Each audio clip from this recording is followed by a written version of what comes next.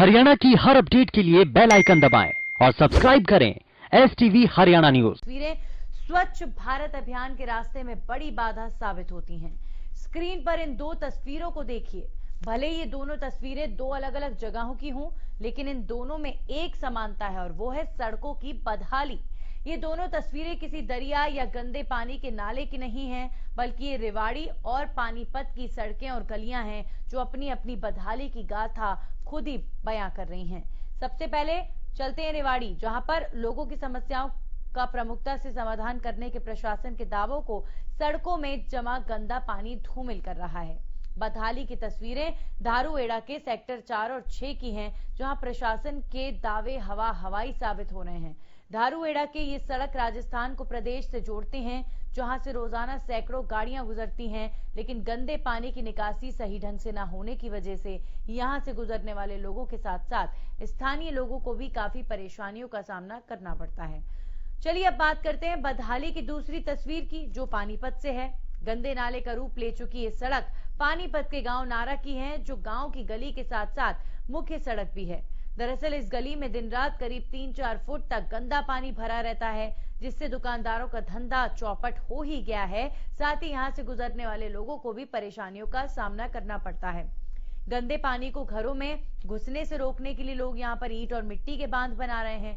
लोगों का कहना है कि गंदे पानी की समस्या तब बनी जब वहां पर बनाए गए तालाब पर मालिकाना हक लिया गया। जब प्रशासन से गंदे पानी की निकासी के लिए गुहार लगाई गई तो हमेशा की तरह प्रशासन ने अनसुना कर दिया। बदहाली की ये दोनों तस्वीरें प्रशासन के उन दावों की पोल खोलने के लिए काफी हैं, जिनमें यह कहा जाता है कि प्रशासन हर संभव आम लोगों की समस्याओं के लिए गंभीर है। अगर प्रशासन के दावों में कुछ हद तक सच्चाई होती तो बदहाली की ये तस्वीरें बार बार सामने नहीं आती।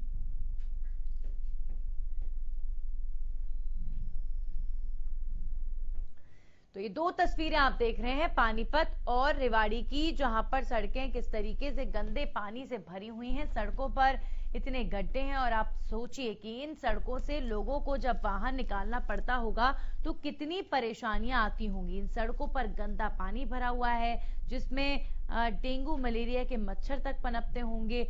इस मौसम में इतनी बीमारियां फैली हुई हैं और उसके बावजूद भी प्रशासन का इस ओर कोई दूर दूर तक ध्यान तक नहीं है।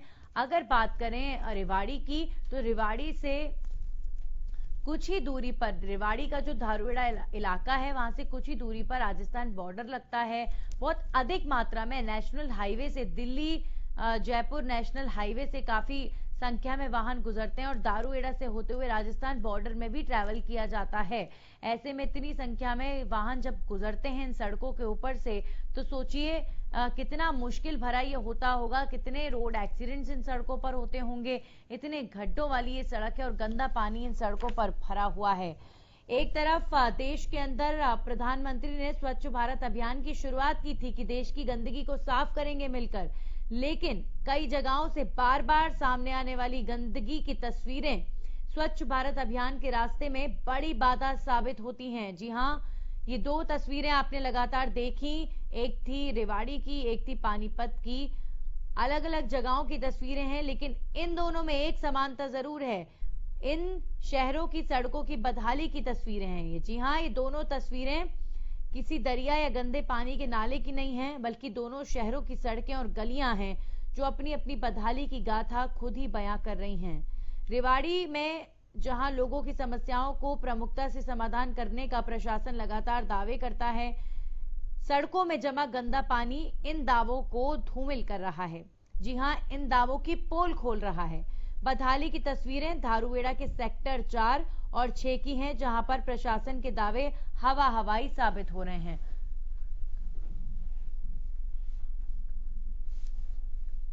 इस खबर पर जानकारी के साथ संवाददाता जितेंद्र शर्मा हमारे साथ जुड़ गए हैं, सीधा उनका रुख करेंगे। जितेंद्र, दो तस्वीरें लगातार हम देख रहे हैं जहां पर शहरों का आलम बिल्कुल सेम है। एक है रेवाड़ी, एक है पानीपत। सबसे पहले आपसे पानीपत की स्थिति जान लेते हैं। जिस तरीके की तस्वीर है, जाहिर तौर पर जब उस सड़क से गुजरा जाए तो वो और भी ज्यादा खतरनाक साबित होता होगा। एक बार बताएं सड़क के हालात। देखिए नंदनी, सबसे बड़ी बात यह है कि जिस तरीके से आप देख रहे हैं, पानीपत का नारा गांव पड़ता है और इसके अंदर अच्छी खासी पॉपुलेशन है। और सबसे बड़ी बात है, ये पानी जो है 1-2 दिन का नहीं है, 20 दिन के अंदर जो है इस गली के अंदर लगातार 3 से 4 फुट पानी खड़ा है। और आप समझ सकते हैं कि किस तरीके से इस समय कोरोना संक्रमण के साथ साथ मलेरिया और डेंगू के पेशेंट निकलने शुरू हो गए हैं। एक तरफ सरकार उसके लिए खर्च कर रही है, तो दूसरी तरफ आप ये देख सकते हैं कि किस तरीके से यहाँ पर लापरवाही बरती जा रही है। और इस गली का बंद होना सबसे बड़ी बात है। कुछ लोगों के कामकाज ठप हो गए हैं। इसमें बहुत से ऐसे छोटे छोटे काम करने वाले हैं जो साइकिल का पेंचर लगा के काम करते थे। स्कूल था तो वो स्कूल की तरफ नहीं जा सकते। लेकिन फिलहाल जो है सबसे बड़ी बात यह है कि अशोक शिकारा जो बीडीपी हुए, उनसे जब बात की जाती है तो वो कहीं ना कहीं इस पर कन्नी काट देते हैं। वहीं सरपंच जो है, सूरजभान सरपंच, उनका कहना है कि इस गली को बंद करने वाले ही जो है कब्जा करे बैठे हैं। तो आप समझ सकते हैं कि किस तरीके की परिस्थितियां हैं। लगातार डेंगू और मलेरिया के पेशेंट भी आने शुरू हो गए हैं और इस तरीके का संक्रमण जो है कहीं ना कहीं लोगों की जान से खिलवाड़ करता दिखाई दे रहा है। बिल्कुल जितेंद्र, देखिए सरकार के लिए, प्रशासन के लिए सिर्फ एक मामूली सी सड़क है जो गड्ढों से भरी हुई है, जिसमें गंदा पानी भरा हुआ है। लेकिन असली जो परिणाम भुगतते हैं वो होने वाले लोग, जिनके आपने जैसे कि बताया काम धंधे ठप पड़ गए हैं, दुकानें चलनी बंद हो गई हैं। ऐसे में उनका घर कैसे चल रहा होगा?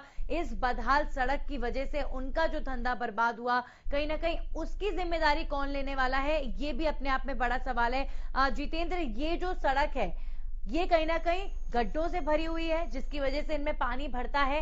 ऐसे में रोड एक्सीडेंट्स भी होते होंगे जितेंद्र इस सड़क पर।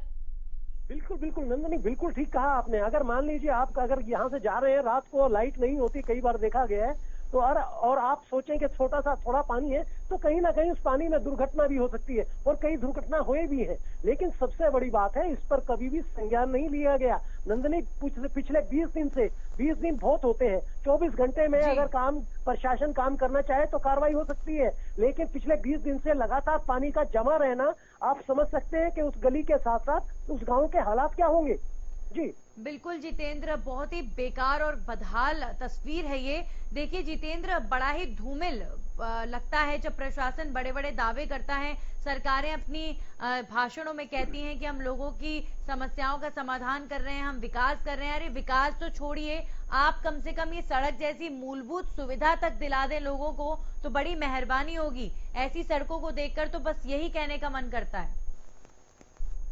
बिल्कुल नंदनी, आपने बिल्कुल ठीक कहा। देखिए हर तरीके से, और सबसे बड़ी बात है, अब सरकार के पास जो है, पानीपत प्रशासन के पास जो है डेंगू और मलेरिया का बजट भी है। अगर आप जिस तरीके से पानी भरा हुआ देख रहे हैं, 2.5 3 फुट के ऊपर पानी खड़ा है, तो इससे डेंगू और मलेरिया के मच्छर नहीं पनपेंगे तो क्या पनपेगा, और लोगों को इसका परिणाम भुगतना पड़ेगा। तो क्यों जितेंद्र, आप जी बिल्कुल, बहुत बहुत शुक्रिया आपका। आप सीधा लेकर चलते हैं चंडीगढ़, जहां पर हमारे सहयोगी राकेश गुप्ता बात कर रहे हैं। सीधी बातचीत हो रही है ओपी धनखड़ से, बीजेपी के प्रदेश अध्यक्ष।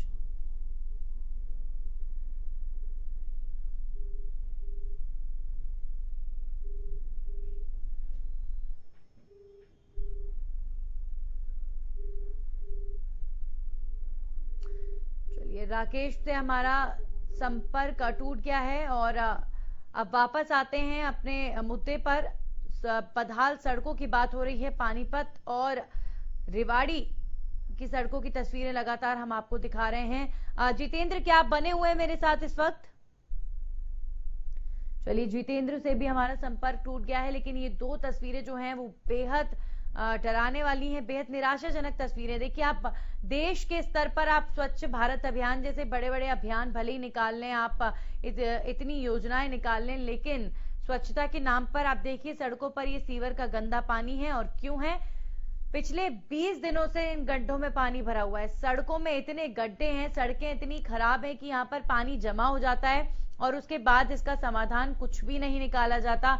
यहाँ पर जो रहने वाले लोग हैं वो परेशान होते हैं। यहाँ पर जिन लोगों की दुकानें हैं पानीपत में, उन लोगों का धंधा बर्बाद हो गया है। जो लोग रह रहे हैं उन्हें, उनके बच्चों को बीमारियों का डर है कि कहीं डेंगू मलेरिया के पनपने वाले मच्छर जो गंदे पानी में पनपते हैं उसकी वजह से उनकी तबीयत ना खराब हो जाए। कोरोना का संकट एक तरफ है ही, तो कुल मिलाकर जिस तरह की परिस्थितियां हैं इस खराब सड़क की वजह से, उसकी कनेक्टिविटी वो कई लोगों की जिंदगी में और भी परेशानियों को बुलाती है। आप इस सड़क से गुजर नहीं सकते। आप इस सड़क से अगर अंधेरी रात में गुजर रहे हैं और आपको अंदाजा नहीं है, सड़क के बारे में पता नहीं है, तो आपका एक्सीडेंट होना निश्चित है। और इस सड़क पर पानीपत की जो तस्वीरें आप देख रहे हैं, चलिए अब